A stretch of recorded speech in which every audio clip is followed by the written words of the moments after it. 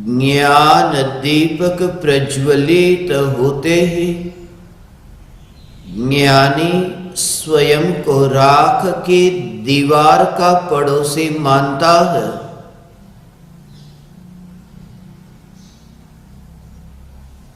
और मोक्ष मार्ग का मुसाफिर जानता है।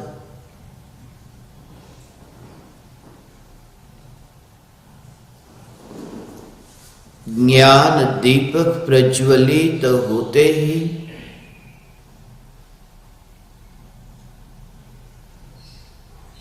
यह श्रद्धा होती है कि जिस राख की दीवार में मैं कभी पहले था ही नहीं,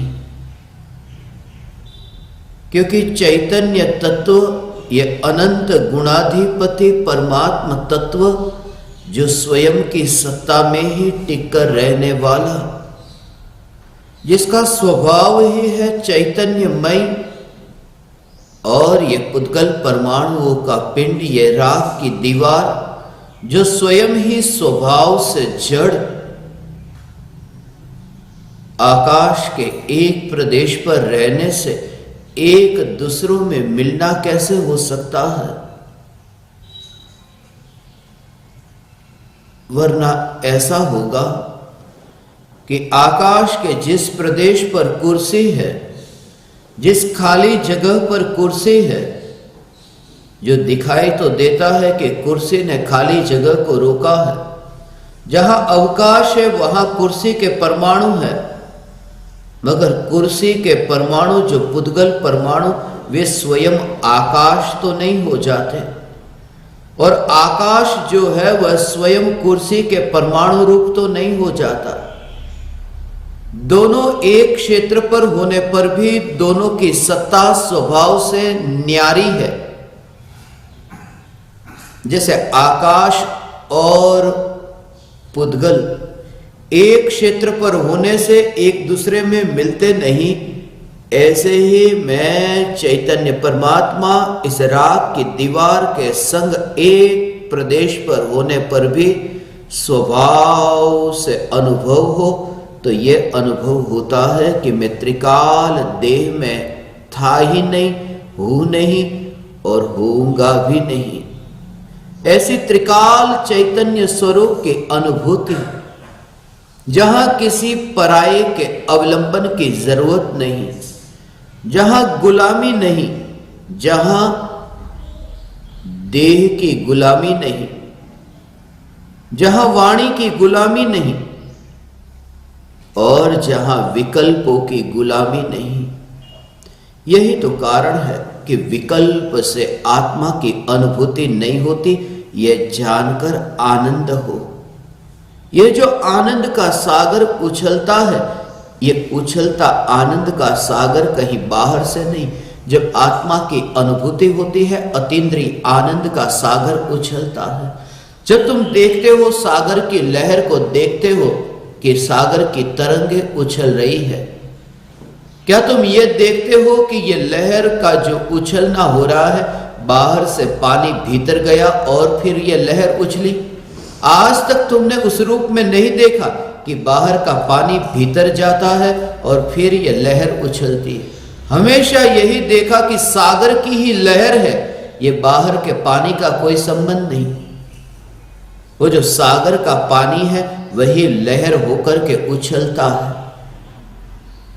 ये अतीन्द्रिय आनंद का सागर उछलता है। वह भगवान आत्मा जो स्वयं आनंद स्वरूप है, वह आनंद स्वरूप ही पर्याय में आनंद के सागर की तरंग के रूप में उछलता है। यह आनंद का त्रिकाल सागर पर्याय में व्यक्त होता है, और उस व्यक्तता में ये विकल्प कहीं पर भी नहीं, इसलिए परावलंबी न रहा। अब लकड़ी का सहारा छोड़ दिया, अब अपने बल पर यात्रा करता है। यह यात्रा ही यथार्थ यात्रा है, यह यात्रा ही पूर्णता की यात्रा है कि जहां अवलंबन छोड़ दिया। बहुत लंबे काल से लकड़ी के सहारे कोई व्यक्ति चलता हो और लकड़ी से अब मुक्त हो जाए, फेंक दे लकड़ी को, वो अपने को कितना स्वतंत्र महसूस करता है। अब बंधन छूटा, गुलामी छूटी। अनादिकाल से ये ज्ञान का जानना ये विकल्पों की लकड़ियों से होता था, और जब अनुभूति हुई तब कोई विकल्प नहीं, विकल्प का सहारा वहां लेता ही नहीं। जहां आत्मा की पर्याय सहज ही अंतर्मुख होती है, विकृतियों के सहारे की जरूरत क्या। ये पर्याय का ज्ञायक में ढलना और अभेद होकर के परिणमित होना वह निर्विकल्प अनुभव है, जहां पूर्ण ऐसी परिपूर्णता का अनुभव, एक एक पर्याय जब न्यायक में सहज ढलती है, सहारा नहीं। और जैसे ही सहज न्यायक में ढलना होता है कि यह श्रद्धा होती है कि यह भूतकाल में भी जो था वह कितना बड़ा भ्रम था। एक व्यक्ति आंखों से देख सकता है, पैरों से चल सकता है, फिर भी वह हाथ में लकड़ी लेकर के चलता हो।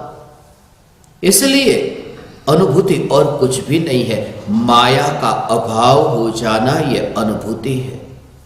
कपट का अभाव, छल का अभाव, धोखा देना बंद हो गया।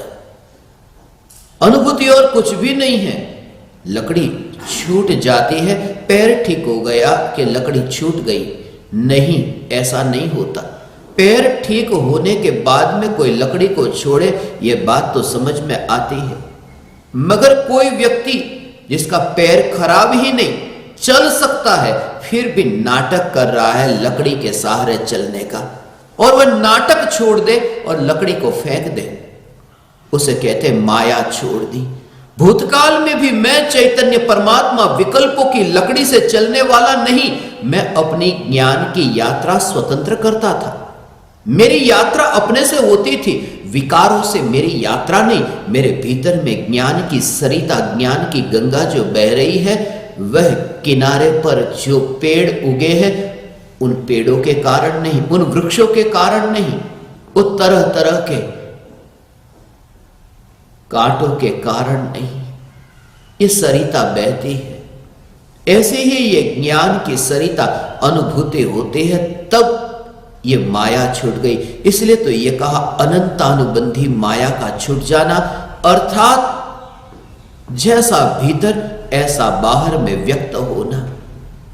द्रव्य पूर्ण शुद्ध है और पर्याय में ऐसा ही व्यक्त हो। वो मोहरा बीच में से हट गया कि सत्य का दर्शन हुआ। वह मोहरा, चेहरे पर मोहरा पहन करके हम लोग घूमते हैं, भले ही दुनिया को दिखाई दे या न दिखाई दे, मगर हमारे चेहरे पर तरह तरह के मोहरे हैं। एक व्यक्ति से जब हम मिलते हैं तब हमारा चेहरा कुछ और होता है, दूसरे व्यक्ति से मिलते तब चेहरा कुछ और होता है। तुम स्वयं ही ये अनुभव करना।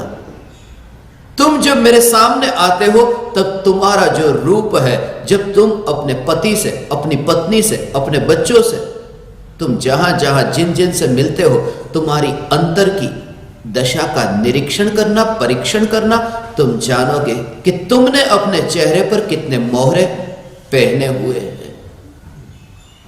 और मैं ये नहीं कहता कि अनुभूति हुई कि ये मोहरे उतर जाते हैं। मैं ये कहता हूं अनुभूति होती है तब ऐसा मोहरा उतर जाता है कि जो बीच में आवरण बनता था वह मोहरा, वो विकल्प का मोहरा गिर जाता है कि पर्याय को साक्षात त्रिकाली चैतन्य परमात्मा का दर्शन होता है। आत्मा ही आत्मा को जानता है, विकार एक और रह जाता है। ऐसी निर्विकल्प अनुभूति जिन्हें प्रकट हुई, ऐसे सत्पुरुष, ऐसे आत्मज्ञानी महापुरुष जिनका जीवन अब समर्पित है जगत के जीवों के लिए नहीं, जिनका जीवन समर्पित है त्रिकाली ध्रुव न्यायक देव के लिए।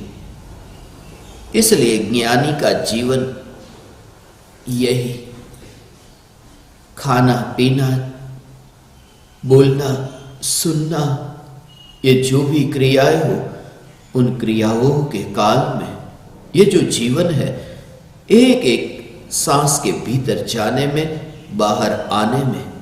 ये गिनती एक सांस अंदर गई, एक सांस अब ये बाहर, ये सांसों का अंदर जाना और बाहर आना। ज्ञानी जीवन जीता है सालों को देख करके नहीं, इतने बरस का मेरा जीवन जी लिया, अब इतने बरस का जीवन बाकी है। साल को देख करके नहीं, ये सांस को देख करके, इतनी सांसें अब भीतर गई, इतनी सांसें अब बाकी बची। मगर ये भी बाहर की बात हुई, भीतर में तो ये ज्ञान की पर्याय उत्पन्न हुई, ये ज्ञान की पर्याय नष्ट हुई। ये जानना जानना जानना जिसका उत्पाद व्यय होता है, फिर भी उस जन्म और मृत्यु में जो जन्म नहीं लेता, जो मरता नहीं, वह ज्ञायक देव ये मैं हूं।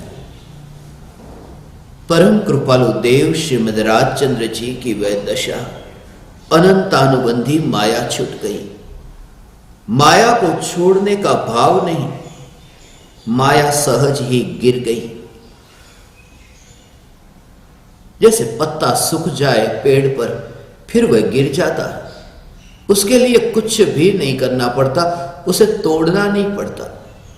ऐसे ही जितने भी तरह तरह के विकार थे, वे विकार गिर जाते हैं। भीतर में ऐसी परिपक्वता पर्याय में व्यक्त होती है कि ये विकृति गिर जाती है।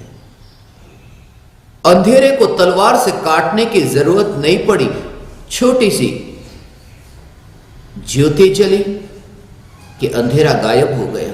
और ढूंढने जाओ तो अंधेरा मिलेगा नहीं, कहां गया अंधेरा, कहां खो गया। अंधेरा कुछ और नहीं, अंधेरा सिर्फ प्रकाश का अभाव है। वो तुम ढूंढने जाओ तो कहीं पर भी नहीं मिलता, और बरसों से तुम प्रयास करते थे तलवार से काटने का कि अंधेरा यहां से चला जाए, जाता ही नहीं था। तरह तरह की ये मलिन वृत्तियों को दूर करने के लिए क्रियाकांड के ये तलवार, ये हथियार हमने चलाने का प्रयास किया। मगर ज्ञानी वह परम कृपालु देव घर में रह करके, परिवारजनों के संग रह करके वे असंग रहते हैं, और वे ज्ञान की प्रज्वलित ज्योति से पाते हैं कि यहां तो अज्ञान का अंधेरा कहीं पर भी नहीं। बाहर में अंधेरा हो तो हो, ऐसा नहीं है कि जगत में अंधेरा नहीं होता, जगत में तो अंधेरा रहता है, थोड़ा उजाला थोड़ा अंधेरा। परम कृपालु देव की वह दशा थी, जैसे आधा दिन और आधी रात।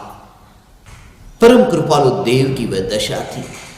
पूज्य गुरुदेव श्री कांजी स्वामी की भी वह दशा नहीं, परम कृपालु देव की वह दशा थी। आधा दिन और आधी रात। रात और दिन तो रहते हैं, मगर भीतर में ज्ञान की ज्योति सदैव प्रगट है, प्रज्वलित है। आधा दिन आधी रात, ये कहने का भाव यह है कि कषाई चार प्रकार के, जो अनंतानुबंधी अप्रत्याख्यानावरण, प्रत्याख्यानावरण, संचलन, कृपालु देव दो कषाई चौकड़ी के अभाव पूर्वक वितराग परिणति सहित, आधे कषाय का अभाव है, आधे बाकी है। चार में से दो गए, दो बाकी है। इसे कहता हूं आधा दिन आधी रात। बाहर का दिन और बाहर की रात के बारे में नहीं कहता, भीतर में आधा कषाय गया, आधा कषाय बाकी। वितरागता आधी, राग द्वेष आधे। दिन आधा है, रात आधी है। वितरागता और राग होने पर भी आत्मज्ञान की ज्योति जल रही है, और जहां ज्योति जल रही है वहां तो बाहर उजाला हो, बाहर अंधेरा हो। जिस कमरे के भीतर तुम रहते हो, जहां बाहर का उजाला, बाहर का अंधेरा प्रवेश ही न करता हो, और वहां भीतर जिस कमरे में तुम हो वहां ज्योति जलती हो, अखंड ज्योति। इसलिए तो ये ज्योति की महिमा बताई, अखंड ज्योति। जरथुस को मानने वाले लोग अपने मंदिरों में 24 घंटे दीपक जलाते हैं, इसी वजह से कि दीपक की ज्योति वह अखंड ज्योति, वो उस बात का प्रतीक है कि रात को जो दिया जलाया, सुबह जलता हुआ तुम देखते हो, वो ये बताता है पूरी रात भर जला था। ऐसा नहीं कि बुझ गया और फिर जल गया। वो जो जलता हुआ दिया है वो ये बताता है कि नित्यता, उसकी अखंडितता कायम है। ये ज्ञान की ज्योति ऐसी है, इसलिए परम कृपालु देव ने चैतन्य ज्योति कहा। ये चैतन्य ज्योति मात्र भगवान आत्मा। और तब तुम देखते हो कि ज्योति तो ऊपर की ओर यात्रा करती है, ये ज्योति डोलती है। एक एक वस्तु को तुम जानो, जैसे तुमने दरवाजे को जाना, फिर तुमने खिड़की को जाना, दीवार को जाना, जैसे तुम ये पदार्थों को जानो। तुम्हारे भीतर में ये जानना जानना, ये जानना जानना, ये जानना जानना होता है। ये ज्योति का डोलना तो होता है, पर्याय का पलटना तो होता है। अभी मैंने ये जाना, अभी मैंने ये जाना। बाहर में तुम्हारी आंखें घूमती रहती है, आंखें घूमती है, ज्ञान की पर्याय भी पलटती है, मगर ज्ञान की पर्यायों के पलटने पर भी वो मिट्टी का दिया एक जगह से दूसरी जगह गया। अभी यहां है, फिर यहां गया। इसे मैं कहता हूं मिट्टी के दिए का घूमना। मिट्टी का दिया घूमता है, ऐसे ही ये आंखें घूमती है, ज्योति डोलती है। ऐसे ही आत्मा में जो ज्ञान है वो नया नया ज्ञान, कभी एक को जाना, फिर दूसरे को जाना, फिर तीसरे को जाना। तो ये राख की दीवार, ये मिट्टी यात्रा करती है। ये मिट्टी की यात्रा है। जरूरी नहीं है इस मिट्टी को यहां से फिर ऊर्ध्वलोक में जाना हो, अधोलोक में जाना हो। सिर्फ आंखों का हिलना, ये जो गति, ये शरीर की, ये हाथ का हिलना, ये शरीर के परमाणु का ये जो कंपायमान होना, यही मिट्टी का कंपायमान होना है। ये दिया यात्रा करता है। दिया यात्रा करे तो, और ज्योति डोलती रहे, नए नए विषयों को जानती रहे, तो भी ज्ञानी की श्रद्धा है कि ज्योति सदैव प्रकाश प्रकाश प्रकाश, प्रकाश के अतिरिक्त ज्योति और कुछ भी नहीं। दिया हिले मगर प्रकाश तो प्रकाश है, ज्योति हिले मगर प्रकाश तो प्रकाश है, उस प्रकाश स्वरूप। ऐसे ही ये ज्ञान प्रकाश स्वरूप में परमात्मा, ये श्रद्धा की मोहर ऐसी। इस मोहर का नाम ही सम्यक दर्शन है। यही धर्म है जो ज्ञानी को सदा काल है। परम कृपालु देव राग और द्वेष के भावों को छोड़ते नहीं। बाहर में रात होती हो रोकते नहीं, दिन को कब लाऊं ये चेष्टा करते नहीं। ये प्रकृति की व्यवस्था है, ये प्रकृति की व्यवस्था प्रकृति में है। और जब मैं कहता हूं प्रकृति की व्यवस्था, उसका भाव यह है कि राग और द्वेष के ये विकारी भाव कर्मों की प्रकृति की व्यवस्था है। कोई क्षायिक भाव, कोई औपशमिक भाव, कोई क्षायोपशमिक भाव, या फिर कोई औदैहिक भाव, ये कर्म की प्रकृति की अवस्थाएं है। मगर बाहर का उजाला, बाहर का अंधेरा, वो भीतर में कुछ भी नहीं कर सकता। जैसे मैं तुमसे कहता हूं कि बाहर कितना भी उजाला हो, यहां तुम बड़े बड़े हेलोजन, बड़े बड़े ऐसे बल्ब लगा दो, मगर अज्ञान का अंधेरा थोड़ी दूर होगा। जैसे बाहर के प्रकाश से भीतर का अज्ञान का अंधेरा दूर नहीं होता, ऐसे ही बाहर के अंधेरे से भीतर की जलती ज्योति वो बुझ नहीं जाती।